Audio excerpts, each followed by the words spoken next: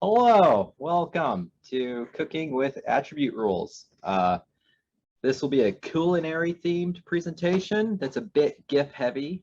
I had heard about attribute rules, but I really struggled with how to apply these in my own organization. I was driving to work one day and I had a moment where it just came to me, almost fully formed. So I sat down and wrote everything out, and I was really impressed with how easy everything was. A lot of times when you see a cool presentation on some of the new technology, but they seem to gloss over the secret sauce. So today's presentation is going to reveal that secret sauce. This is an in-depth tutorial where we'll take a look at the entire process from soup to nuts.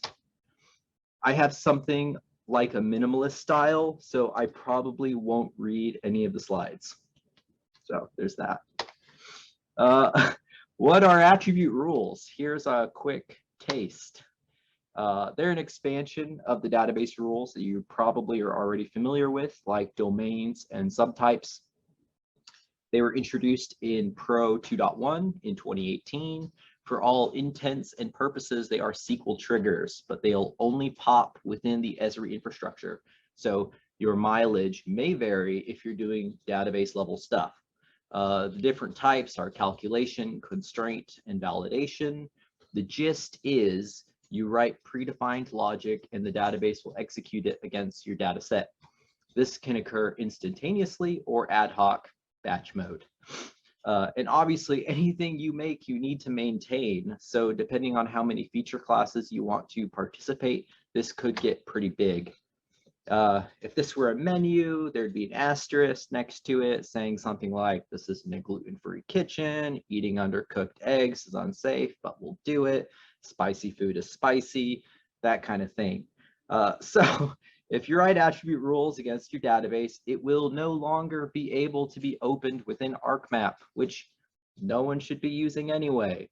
And depending on the expression features you are using, it may require a higher Pro version. We're at 2.8, you should be using 2.8. You can and should utilize these things with your feature services so your field staff can reap the benefits of this technology. And finally, as much as we, and by we I mean me, love Python, all of this scripting for attribute rules is done within Arcade.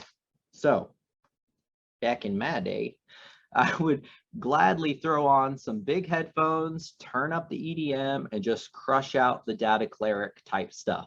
I mean, I think that I was just geeked to be doing computer work all day long. Data clerics wear cloth and can't wield edged weapons. I'm really reconsidering the culinary theme right now. Should have been Dungeons and Dragons. These days, my views on the data cleric thing are more nuanced, which is to say you don't want your professional kitchen staff to be peeling potatoes.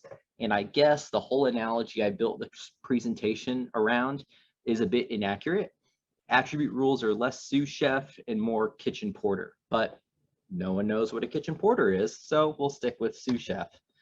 The whole point of this slide is just to tee up the next GIF, which is a laugh line. Generally, the validation rules will throw up errors for you to fix at a later time, just like topology errors. The constraint rules prevent those kind of situations by only allowing germane values to be input in the first place. I personally think that the bar is a bit higher for those kinds of things. Instead, we'll look at force multipliers, or rather removing the manual entry of redundant and derivative data. All important things, things we'd otherwise have to calculate at point of analysis or elsewhere. All of the previous slides lead to this one idea. We don't have to do it ourselves anymore. In other words, the point of utilizing attribute rules is so we can spend more time eating cookies and less time baking them. And I guess my real goal is that you won't be able to think about food again without thinking about attribute rules. And the only way to break that curse is to go ahead and implement them at your own work. Maybe the most integral part of cooking is literacy. And more than literacy, familiarity with your subject matter. And it's just like IKEA furniture. If you don't read the instructions, you're going to have a bad time. And this might be the last GIF, I think, for a while anyway. Megan Cope told me that metadata is a love letter to your future self. Understanding the structure of your data is the secret ingredient to making this work.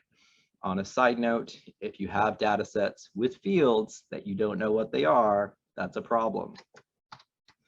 There we go.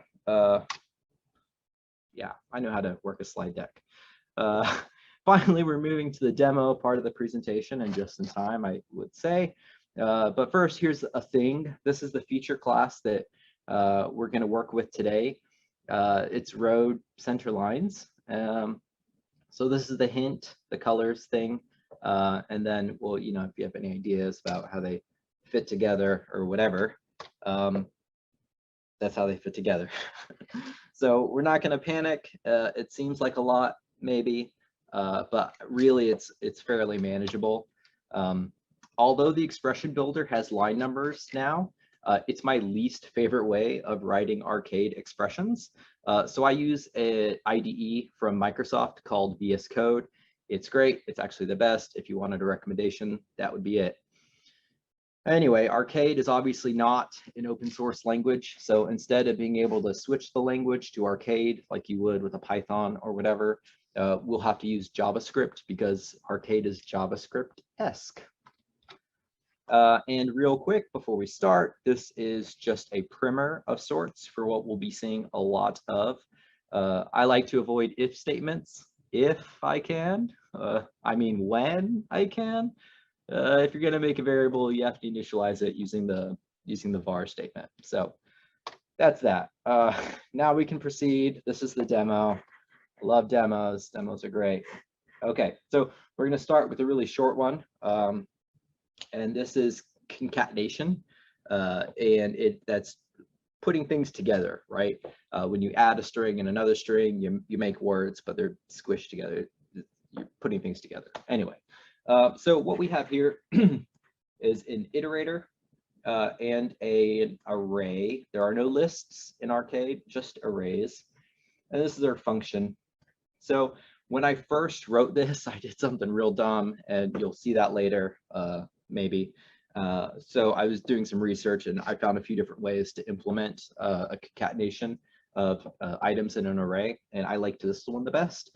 So I'm shamelessly stealing it. So here we're going to put in whatever feature field we want to put into our array. And then we're going to test if the thing is empty, right? If it's empty, this returns true. So if there's something there, then we will use our iterator. We'll increment it by 1, which is an index position. And then at that index position, we're going to insert the feature. All of this is to say you put it in the list, right? It's super easy in Python, super not easy in JavaScript. The reason why is because nulls are the worst in arcade. Arcade will totally break if you try to do null stuff with it. So all throughout the stuff, you're just always guarding against nulls, like, oh, I hope I don't see a null. Because it breaks things. Anyway, so now that we have this function template, we're just going to reuse the function over and over. That's the whole point of a function, to get to use them, save some line space. So we're going to add a value if it exists in the pre-direction, in the name of the street, and in the post type. So with all that, we have an array of items, of 0 or more items. And so what we're going to do here is we're just going to have a when statement. So a when statement is if there's conditionals, do the conditionals in order, right? And then at the very end, if it passes all those conditionals, have some sort of alternative for it to do. So we're going to say, so these could be validations or constraints, but I don't like that. We can talk more about that, I guess. But so instead, we're just going to use the street full name field to enter in those validations if we see them. It's kind of cool. So if the street name's empty, we're going to say, yo, street must have a name. If you have a 2-word street, I don't know why they do that, but they do.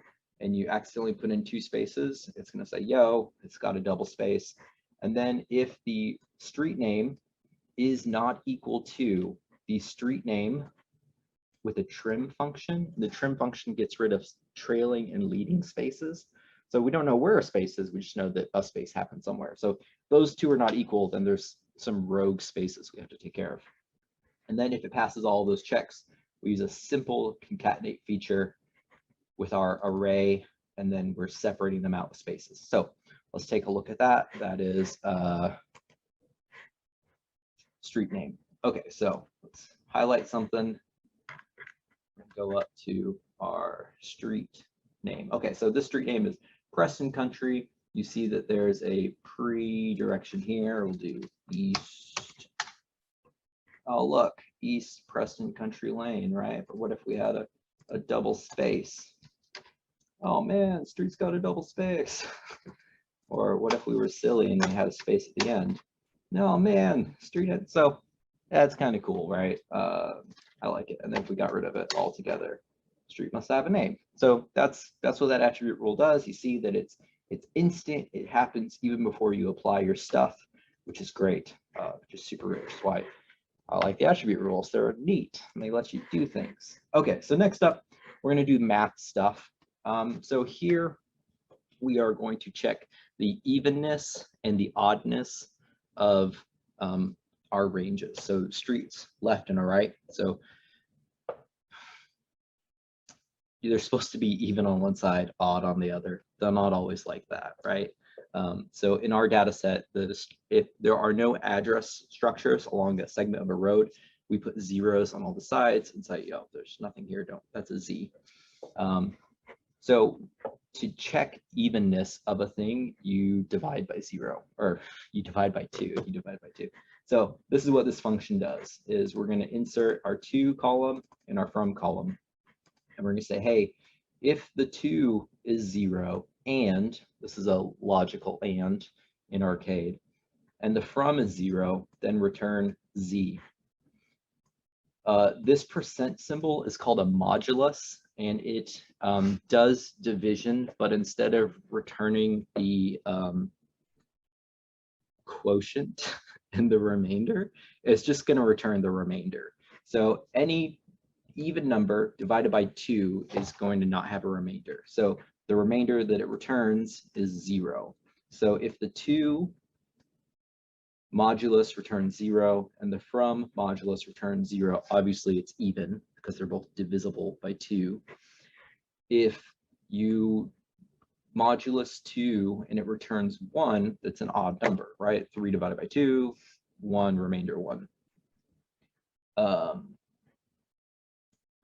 And if the other side, right, it's the same, then they're odd. Now, if it passes all of these checks, if it's not 0, if it's not even, if it's not odd, then it has to be both. One of them is even and one of them is odd. Then the next function, normally you write all your functions first and then you implement them. So that's why we're going to do another function real quick. We're going to evaluate highness and lowness. So it's going to be from the left low and the right low, and the left high and the right high. And the difference between evaluating highness and lowness is actually just min max. Once you do all the other conditionals are the same. So we are going to add this parameter right here. And this is just going to say, hey, are we evaluating froms or tos? And then depending on that, we have this little placeholder variable there. If it's from, right, if you type in a string here that says from, then we are going to, in this variable, return this function. And it's just a min function on the parameters that we have set. Then the same with the 2, right? It's going to return the max. And I set this right here because I want to be explicit, right? I could have just got rid of this, right? That'll work, right? But that's not really, oh no, that's not right. It would be that anyway. I want to be explicit, right? So this is never going to pop, but I want people to know exactly what it is this function's doing. Again, Arcade stuff. I wouldn't have to write that in Python, but that's the thing. And maybe I'm doing it wrong. You know, that I could be doing all of this wrong. So here we have all our conditionals. If the left and the right column are 0, return a 0. If the left column is empty and the right column is empty, return 0. So when you start doing conditionals, you want to start with a both because it's explicit. You know, if these two things are this thing, then it has to be that, right? Then you can start doing some other conditionals using the logic further down. So if the left is lower than 0 and the right is lower than 0, here is another error flag that we're writing. Return our favorite error code number. Then if the left is null, right? If the left is null, then we know that the right number has to be some number, because if it wasn't some number, it would have been caught by this condition right here. The same here. If the right number is null, then return the left number. Then if either, this is or, so if this one is true or this one is true, if either of them are negative, return our error flag. Then if either of them are 0, return the non-zero field. So if the left is 0 or the right is 0, how do we know which one is the number? And that we just take a max. So a max of 0 and some other number is going to be some other number. Clever. I like it. Pretty neat. And then finally, we will return our final min-max function here at the top, depending on if we're looking for 2s or froms. All of that to say this right here. We determine our even and oddness from to left, from left, to right, from right. Then we evaluate our lows. From left, from right, using our from keyword, to left, to right, using our to keyword. So now we know if a thing is even or odd, and we generally know the highness and the lowness of those things. So finally, we'll use an IIF statement. It's an if. It's a less cumbersome if statement, and we'll see a cumbersome if statement later. If the low range is higher than the high range, then make the low range our error flag. So if this is true, return this one. If this is not true, you return the second one. The second one is just going to be what the range low was as it evaluated here. Then the same, if the high is lower than the low, then raise a flag. Otherwise, return us the high. Now, finally, this is the coolest thing ever. This is new as of 2.6. You can return multiple fields at once. So by using this dictionary, you have to say result, open dictionary, attributes, open dictionary. Then you just put in the field names without the dollar feature thing, and then whatever you want them to be. And then if you wanted, you can do another thing here. You can say geometry, and then you can actually like write shapes or change your shape or whatever. Super cool. I'm not doing that today. Just letting you know that that's a thing that you can do. Okay, so this is evenness, oddness, lows and highs of the thing. So let's look at the thing. Okay, so here are our address ranges, 6935, 7031.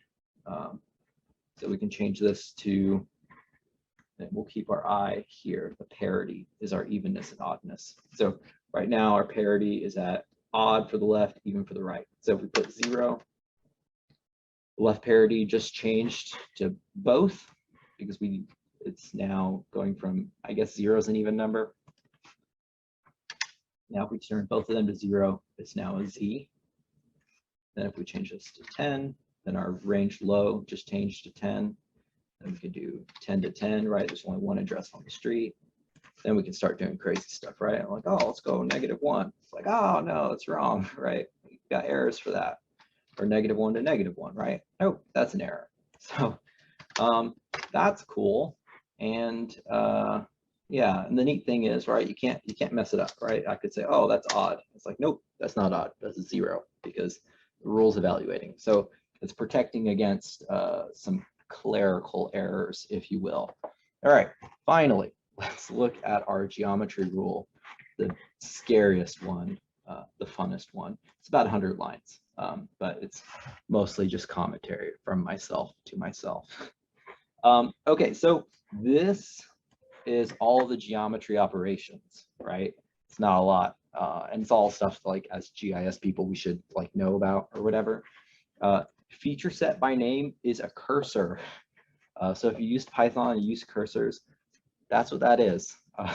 it didn't come to me until I was doing research, and then Hussein Nasser from Esri was like, this is a cursor. I'm like, oh, it makes sense. It's a cursor. So this will work, right?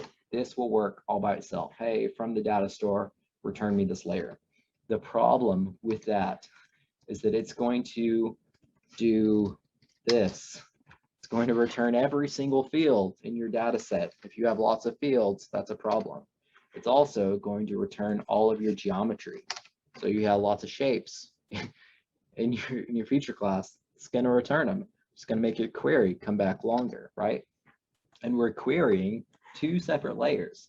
So only take fields that you need, only take the geometry if you need it. We're not doing anything with the geometry, so we don't need it, which is cool. Okay, so next we're going to create a buffer. Just like, oh, buffer using our feature that we're editing the attributes for. And then it's 150 feet. Great. So now we have a buffer here. Now we're going to use the intersect tool that we've all used before. We're going to say, hey, return any of these boundary exchange features that intersect our buffer. Done. Same with this one. Return any of the ESC boundaries that intersect our buffer. That's it. That's the geometry stuff. The end. So then we're going to make this check flag to say, hey, check a value. You know, because if you're up against a boundary and we're looking for, hey, what's on the left side, what's on the right side, if you're in the middle, of a faraway place, you know that the left and the right are the same because you're in the middle of a thing. But if you're on the boundary of a thing, right, then it could be two things. And so this flag is to tell us, hey, you're close to two things. You need to visually check what's on your left and what's on your right. I'm sure that someone more clever than I could probably work this out to do it automatically, but that's not me. Then what we're going to do is we're going to have placeholder variables for all of our fields. And by default, we're going to just assign them the value that they already are. Okay. So then we're going to check generally one feature from one field that we're going to set from each feature class. So one for the exchange, one for the ESN. If it's empty, right, then we are going to assume that it is a new feature and that we need to check anything that's going on here. The same, right? So you could do, if you wanted, like 10, is this 10? I don't know. You could do this thing 10 times, but you don't need to do that. You just need it one per feature class.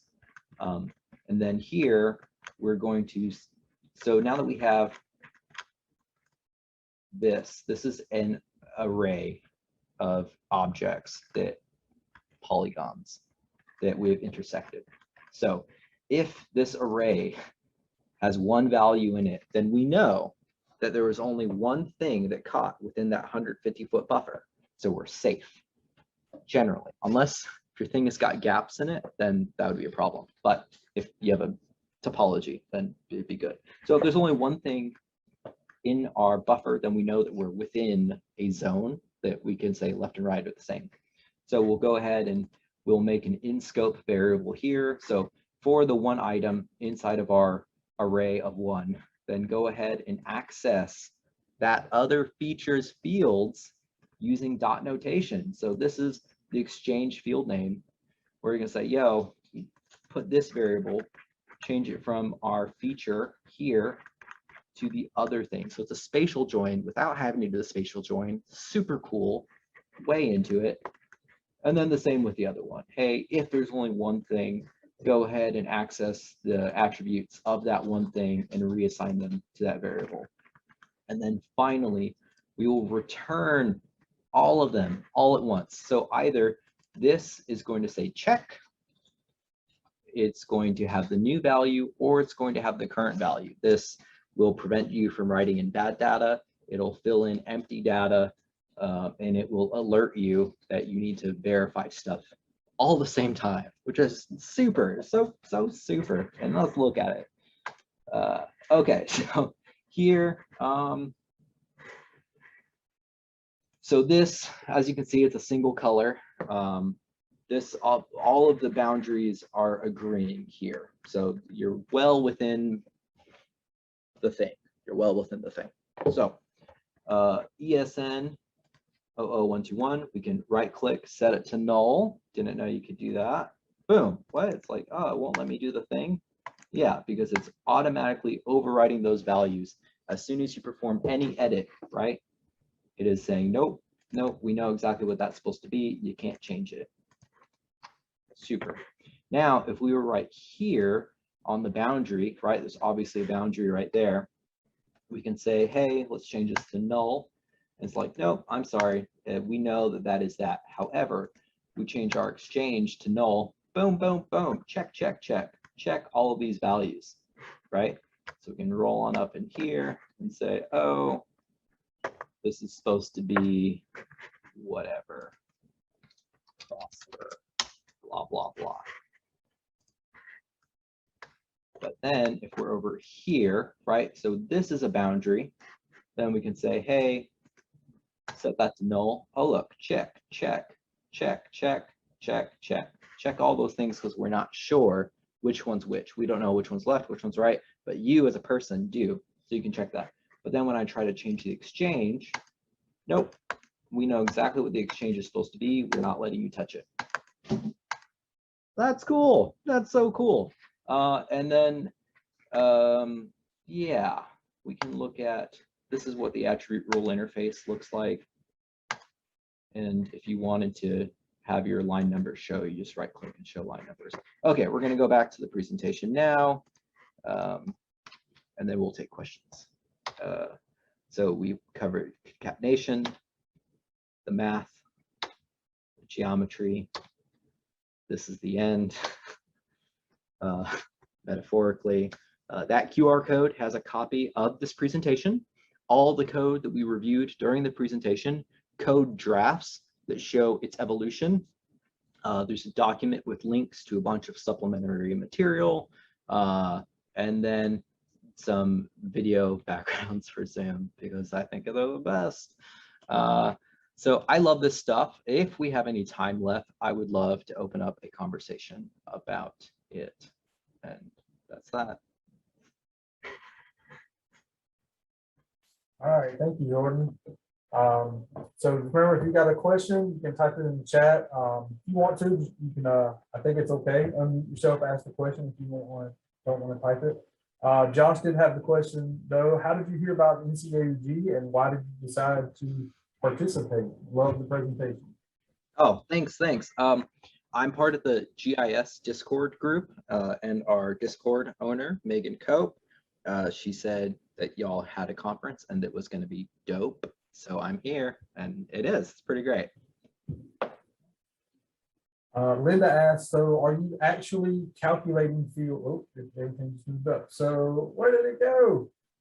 Everybody started typing. I lost the question. So are you actually calculating fields, not just creating supplemental fields? So we are actually, well, so yes.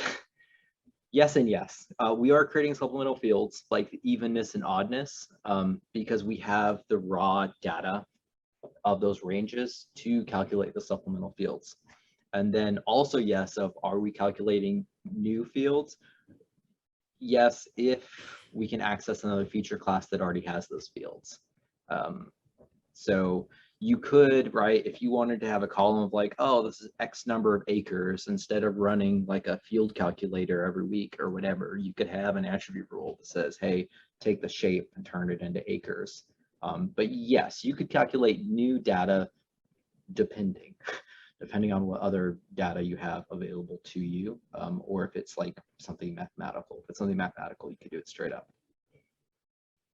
And it looks like we have a question and then just a general comment about Arcade. What are some of your favorite resources for learning Arcade? And Arcade resources. Inside of that QR code, I've got videos. They have a really good documentation reference center. The issue with Arcade in general is that they assume that you know JavaScript. So if you don't know JavaScript, it's hard. I don't know JavaScript all that well. I can read it, but I mean, like, I don't know when to use a semicolon.